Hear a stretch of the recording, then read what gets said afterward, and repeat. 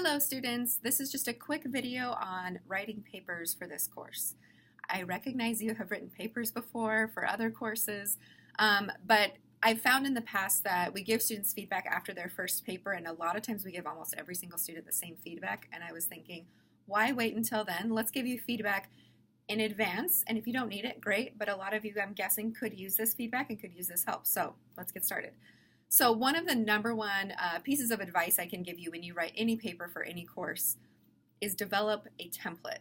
And what I mean by that is get a blank Word doc and write everything in as it should look for APA format. So your title page formatted appropriately, your heading and your running head, which should be different, your reference page, just the skeleton of what you would need for any paper. And then when it's time to write a new paper, you pull up your template, you fill in the correct title, you fill in the correct running head and the headers, and you save that as a new document. You always have your template sitting there for whatever new paper is coming up next. The nice thing about this is, number one, it's easier and you don't have to reformat every paper before you start.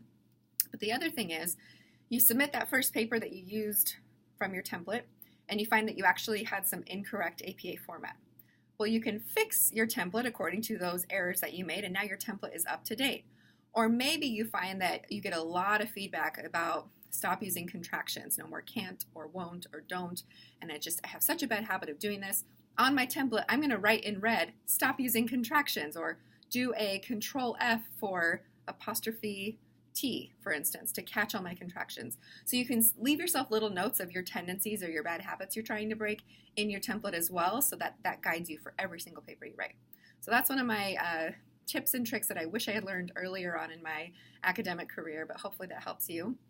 The next one is obvious, and you've heard it before, and I'm going to sound like a broken record, but I can't tell you how many times we give this kind of feedback, which is follow the rubric and follow the guidelines.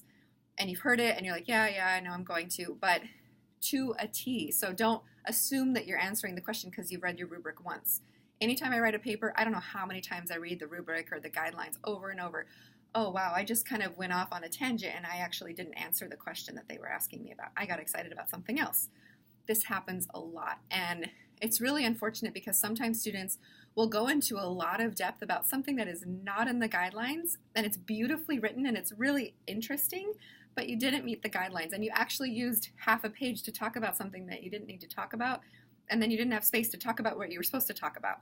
So again, have the rubric, copy and paste it into your paper, and bullet point, answer that. Next bullet point, answer that. Delete the bullet points before you submit your paper. Your rubric should not show up in your paper. This is just to kind of keep you organized as you're writing, obviously. So following that to a T, reading your rubric and your guidelines before you write, while you are writing, and then once you're all done, grade your own paper. Bring up the rubric just like what we're going to do when we grade your paper and see if you actually answered every portion of the rubric. Seems really obvious, but a lot of times finishing your paper maybe a day in advance can really help with this because you can kind of get away from it and then look at it with fresh eyes and grade your own paper more objectively. So the next thing is, you'll notice for this course, your papers are much shorter than you may have been used to in the past. I may or may not have heard from students that you're used to padding papers or adding fluff to papers.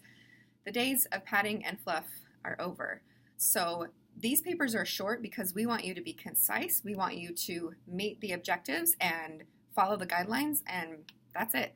So it's not about writing beautifully flowery papers. It's about telling us scientific writing is saying it straightforward and clearly and telling us what you're supposed to tell us. So being concise, writing so that every single word is golden, everything that you put in there carries a purpose and meets a requirement is so important. It's a little stressful as you're writing, but you're really kind of figuring out, okay, does that sentence have a purpose? Does it meet a guideline? Is it necessary? No, it actually kind of repeats what I said in the sentence before, and you get rid of it. So you'll learn how to do this over time, and we'll give you feedback to help you with this. Also, economy of expression just basically means, for example, if I were to say, because some nurses seem to experience stress while they're working in the hospital, I think it would be really helpful if we had meditation classes in the waiting rooms or something like that. That's not a great example. But you can see that sentence was really long. So rather, I could try and be more concise and say, due to the prevalence of stress experienced by nurses, the recommendation is meditation, increased meditation in waiting rooms or something like that. So you can see how I can just bring it really more concise. Obviously still needs to be a complete sentence and have correct grammar. The other thing, this kind of relates to being concise.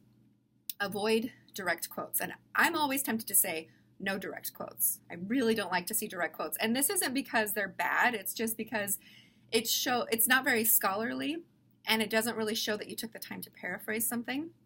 Now, the reason we say avoid direct quotes and not no direct quotes is because every once in a while there may be a quote from a paper that you read, or especially for qualitative research, that is so beautiful, golden, that if I tried to paraphrase it, I'm going to lose the meaning. And it's so perfect how it is. I don't want to mess with it.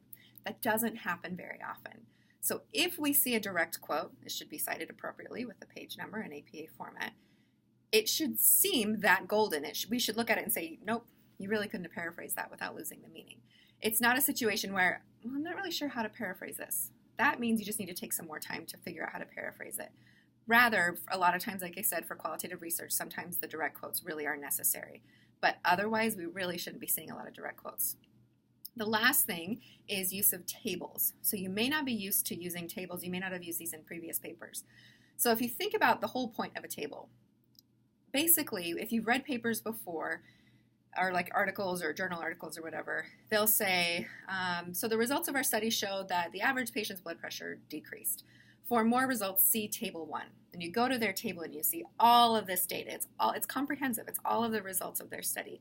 In the text of their paper, they shared the most important thing, but they recognize that you don't want to read all of this stuff in text, that you can just go look at a table. It makes more sense.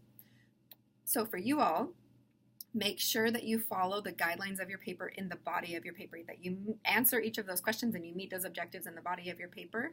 And then the table can be, well, I would have liked to share all these other results, or I would have liked to share all these other strengths of the study's design, but I only had 3 pages to write this paper. So I'm going to just share the main ones, or at least meet the objectives of the paper, and then say, see Table 1 for more details, and I can go to town in my table. And your table can be 5-10 pages long for all we care. There is no page limit to your table. Granted, your table shouldn't look like a whole other paper. Again, it is just providing detail about the study that you read. So the table can be used to share more exhaustive information about your study. And if you find that when you're responding to one of the bullet points in your rubric and you're getting a little carried away, see if you can summarize what you just wrote in maybe 1 or 2 sentences, and then say, see Table 1 for more detail, and share all of those bullet pointed details in your table. So hopefully that helps. We always welcome your questions and your feedback, and best of luck writing your papers.